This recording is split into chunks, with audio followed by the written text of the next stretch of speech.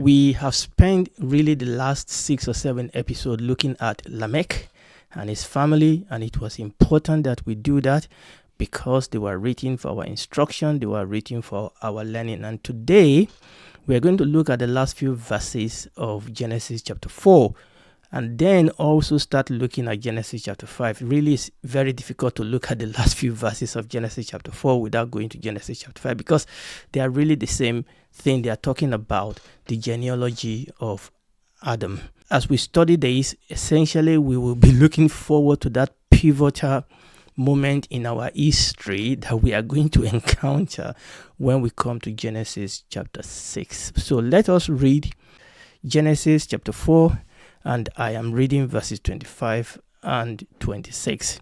And Adam knew his wife again, and she bare a son and called his name what? Seth. For God, said she, has appointed me another seed instead of Abel, whom Cain slew. And to Seth, to him also there was born a son, and he called his name Enos. Then began men to call upon the name of the Lord. So let's read that from Expanded Bible, Genesis chapter 4, verses 25 to 26. Adam had sexual relations knew his wife again, and she gave birth to a son. She named him Seth and said, God has appointed for me another child. He will take the place of Abel who was killed by Cain. Seth also had a son. They named him Enoch. At that time, people began to pray to and to call on the name of the Lord. Praise the Lord. Right. There is an important issue in that verse 26 that is going to be important in our story. But before we go to that verse 26, obviously we have to look at verse 25.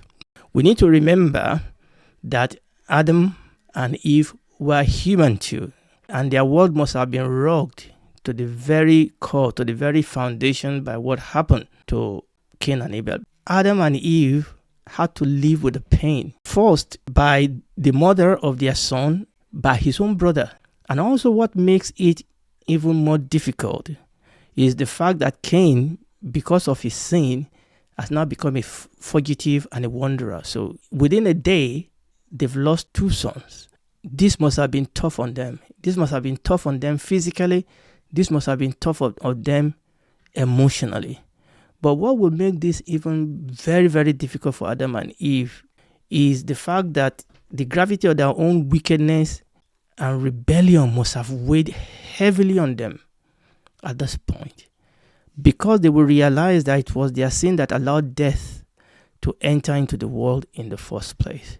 And that is now what is playing out in the life of their own children. Cain is responsible for his action. There's no doubt about that. He cannot blame his parent. But the fact still remains that if Adam and Eve have not sinned in the Garden of Eden, this will not have happened in the first place. This will have weighed very, very heavily on the heart and the mind and the soul of Adam and Eve. Now, even though children are not directly punished for the sins committed by their parents, however, because of the parents-child relationship, children are inevitably deeply affected by their parents' punishment. And that's the point I'm trying to bring out here, that whether we like it or not, yes, Cain was responsible for his action, but the truth is that Adam and Eve's action was playing out in the life of these children. A man may commit a crime, whatever that crime is, and be thrown into jail. Now, the son will not be thrown into jail because of the crime of his father. However, that son will grow up without a father. That boy will grow up without a father, with all his attending difficulties and challenges. And there will be a wife in that house that will suddenly become a single mom, who will now have to provide on her own for the whole family. And that means that she will be gone most of the time. She will not be there most of the time for the children. And sometimes the mom or the children may even turn to crime or prostitution in order to make ends meet. And we can draw these on and on and on. And a criminal that will probably not be a good husband in the first place, will probably have not been a good father anyway. The family may be living in a rundown, in dangerous neighborhood where the family are likely to be exposed to life of crime and danger anyway. So what I'm saying is that we parents, we have the responsibility to protect our children by living a good and righteous life before them, and also train them to live a good and righteous life. Now, that doesn't mean that every children will agree or will obey or will be trained, but at least as parents, we have that responsibility, and God is going to hold us responsible for how we treat our children. The Bible says, train up a child in which way he will go, so that when he or she grows up, they will not depart from it. And we see that played out here. In Ephesians chapter 6, verse 4, reading from Expanded Bible, the Bible instructs fathers or parents that we should not make our children angry, but raise them with the training, discipline, and teaching and instruction of the Lord. Unfortunately, that don't always happen, and the repercussion can be dire, just like we see in the life of Adam and Eve. So let's go back to Adam and Eve. The question is, how do you cope with such a tragedy? How do you cope with such a tragedy? And how do you find strength to move on, especially when you feel that you may have contributed in one way or the other to what happened? Genesis chapter 4 verse 25 says, and Adam knew his wife again, and she bore a son. No mistake has been made. We will have to learn from that mistake, but we'll have to move on. They tried again. And I really, really was impacted upon by that word again. Adam knew his wife again. They tried again. They were not paralyzed by their past experiences, difficult as it was, painful as it was. They dusted themselves down and they tried again. And also they maintained hope in God. They maintain hope in God, because what we see here is that when Eve had another son, both of them ascribed the credit to God. They said, God has given me another child. God has given me, has appointed for me another child. Okay, we could talk about the word she used for God there and go into all the theological innuendo about the fact that he used this word for God in this place or not other place. But the most important thing here is that she ascribed this intervention to God. She said, God has appointed me, has given me another child. And also they found comfort and they found rest in that which God has provided. So they tried again. They maintained hope in God. They didn't give up. They didn't lose heart. They didn't lose faith. They found comfort and rest in that which God has provided, because they said that he will take the place of Abel, whom was killed by Cain. So they called the name of their new son Seth. You know what that name means? It means compensation. That's what it means. That name means compensation. It means a substitute. In other words, God has not left us alone. And I think that is really, really very important, because as parents, we do pass through this type of challenges. But sometimes, even when we've done everything that we could do, some children don't always receive discipline. Some children still want to go their own way. But we can follow this step that Adam and Eve did. Try again. Pray for the child. Keep believing. Don't give up. Maintain hope in God. And find comfort and rest in God. Find comfort and rest in that which God provides. Now, when we go to Genesis chapter 5, where the Bible gives us the record of the family history and genealogy of Adam, we notice an interesting point. Now, we have touched on this in previous episode, in episode 246, episode 246, we have touched on it. So I'm going to read Genesis chapter 5. I'm reading verses 1 to 5. This is the book of the generations of Adam in the day that God created man. In the likeness of God made he him. Male and female created he them, and blessed them and called their name Adam in the day that they were created. And Adam lived 130 years and begat a son in his own likeness after his image, and called his name Seth. And the days of Adam after he had begotten Seth were 800 years, and he begat sons and daughters. And all the days that Adam lived were 930 years, and he died. Again, like I said in episode 246, we have looked at issue of the genealogy of Adam in a deeper dimension. So I'm not going to go into that again. If you are not part of that teaching, or if you need to refresh your memory, please go back. I had to go back to refresh my memory also. But there was some conclusion we came through in that episode that bear repeating here. The fact that, number one, Adam and Eve must, and the emphasis is must, that Adam and Eve must have had other children, particularly daughters, around the time of Cain and Abel's story. So we know that Adam and Eve had Cain, they had Abel, and we went deeply into this. Were they the only two children that we had? They had, and we said no. They must have had other children round about that time. Also, that this genealogy that we are looking at in chapter 5, because we did go forward and really pointed to this genealogy, that this genealogy in Genesis chapter 5 doesn't record all the descendants of Adam, only the selected one. One thing is sure, that this genealogy actually blanks off the children of Adam before Seth.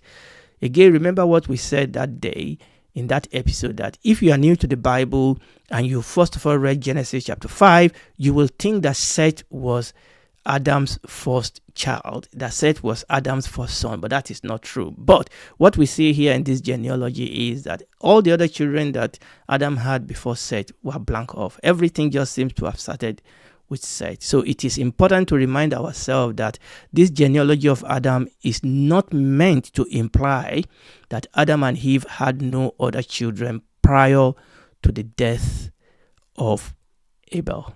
So this genealogy is not meant to imply that it was just Cain and Abel, and that is it, and after that it was Seth. That is not what this genealogy implying. Okay, again, for a deeper consideration of this issue, please go back. I've just run through the scheme, over the surface. Please go back to episode 246, and then you can go deeper into that. So let's go back now. Let's go back to Genesis chapter 4, verse 26, because there is an issue we need to consider there. So I'm going to read that again. Genesis chapter 4, verse 26.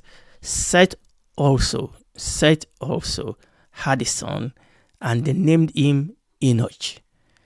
At that time, people began to pray, to call on the name of the Lord. At that time, people began to pray, to call on the name of the Lord. Now, there's something quite important that we need to consider here. So Adam and Eve gave birth to Seth, and then Seth gave birth to Enoch. Yeah, so this verse, though, seems to suggest that something remarkable, that something different started happening at the time that Enoch, the son of Seth, was born. And the question is, what was it that was different? What was it that was remarkable about this time? It tells us, he said, at that time, people began to pray, to call on the name of the Lord. And the question is, what does that even mean?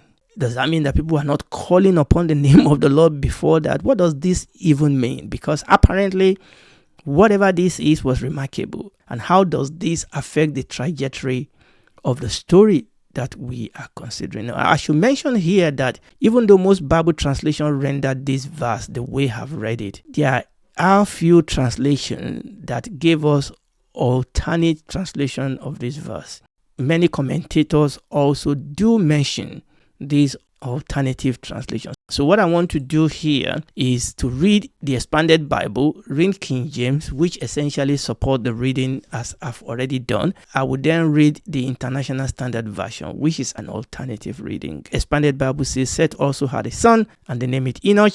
At that time, people began to pray, to call on the name of the Lord. King James says, and to Seth, to him also there was born a son, and he called his name Enos. Then began men to call upon the name of the Lord. So both those translations agree, but ISV is different. It gives us the alternative reading. Seth also fathered a son, whom he named Enoch. At that time, profaning the name of the Lord began. So in order for me and in order for you to understand this verse, we need to look at two related subjects. So I'm going to look at those two related subjects today by the grace of God, and then next episode we'll come back to the verse. The first issue or the first subject that will help us is to ask ourselves, what does the name Enos actually mean?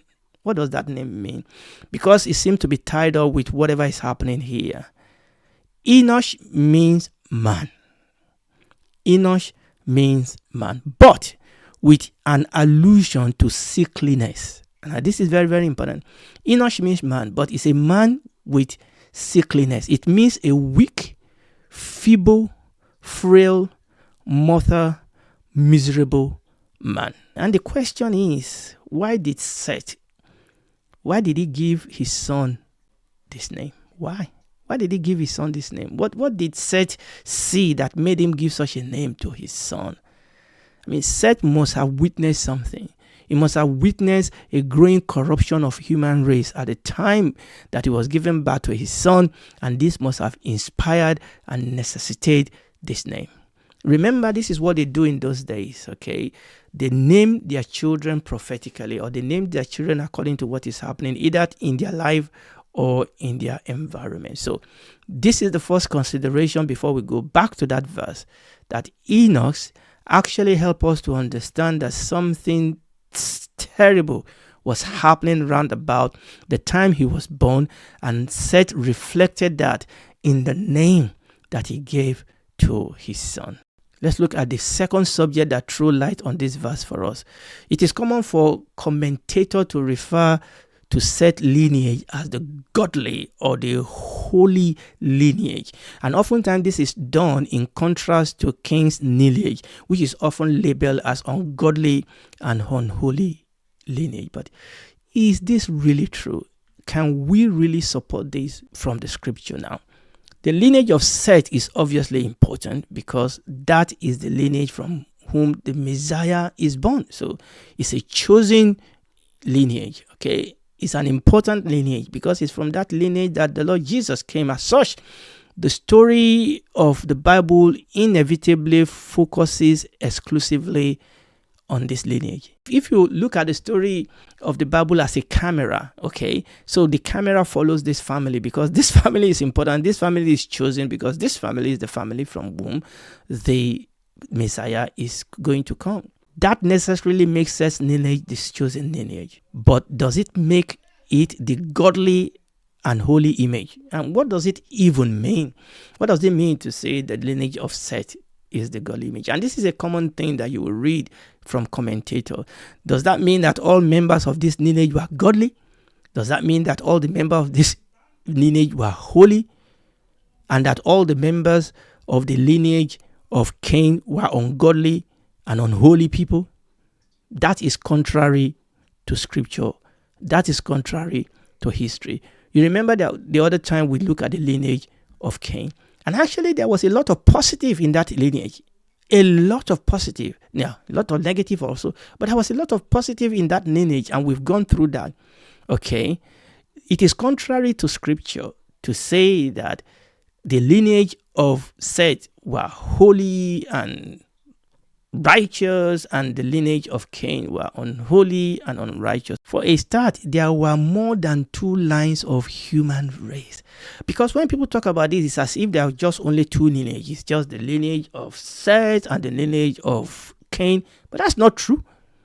This was not a contest between two lineages, that of Cain and that of Seth. That approach is just too simplistic. Now let's read Genesis chapter 5. I read verse 4. And the days of Adam after he had become Seth were 800 years. He begat sons and daughters. Verse 7. And Seth lived after he begat Enos 807 years. And what? He begat sons and daughters. Now let me put this diagram on as we begin to close. Now you can see Adam here. Obviously that is Adam and Eve. And what we are trying to say is that there is this line of Seth that apparently is the holy lineage. Apparently is the godly lineage. But what we tend to forget is, number one, we said there were other children that were born before Seth, after Cain and Abel. Okay, Abel is gone, but also there were other children that were born after Seth. The Bible says that Adam gave birth to sons and daughters. Even from Seth also, there were other children that were born to Seth. So it's not just about Cain and Seth. Okay, we cannot talk about the lineage of Cain versus the lineage of Seth. No, we cannot just do that, because the fact is that there were more than one lineage. And it is very, very important for us to understand this. Also, number two, both the lineage of Seth and the lineage of Cain and every other lineage that follow, all the lineage were falling. All have sinned and fallen short of the glory of God. Everybody sins. Okay, nobody here is holy. Nobody here is righteous. There is none righteous. No, not one. Okay, so the truth is that both lineage fell in Adam. And this is the reason why I was saying that actually this is contrary to scripture to say one lineage is holy and one lineage is unholy. Yes, the lineage of Seth is chosen. Yes, the lineage of Seth is important because it is from that lineage that the Messiah will come. Absolutely. But let's get this straight. It is not about Seth. It's not about Cain. Every single one of those lineage has been polluted and corrupted by sin. And every single one of them needed the Messiah. The Messiah will obviously have to come through one lineage. And that is very, very, very important. And what I'm saying is that number one, all the lineage needed Savior, needed saving. Number two, they were not just two lineage. And number three, there were a lot of good things to say even about the lineage of Cain. So it is very, very important for us to understand some of these things. So we are going to stop here today. I'm going to revisit some of these things again in the next episode, but we still have that question in Genesis chapter 4, verse 26 that demands an answer. We said that verse seems to suggest that something different, something remarkable started happening at that time that Enoch was born. And the question is, what was it? So by the grace of God, we'll pick it up there next time by God's grace. And if you are listening to me, I want you to know that God loves you. And He has come to help you. Okay, He knows that we cannot save ourselves. He knows that if He doesn't help us, we will all end in hell. But He doesn't want that. So He's come to provide a way of escape. And that is through the cross of our Lord Jesus Christ. But it's left to you and I if we want to accept. Because He can't force this on us. But you and I can come to Him tonight and ask Him to save us, to be our Savior. Admit that we can't save ourselves. We are sinners. We need His help. He will come in, save us. We'll become sons and daughters of God. We'll become members of His family, citizens of His kingdom. And then we'll begin to grow in our knowledge of Him, in our knowledge of that other world, of the unseen realm, in our knowledge of the reality that is beyond us. And when this is all over, we will spend eternity with Him in that new reality. Throughout eternity. Do it right now.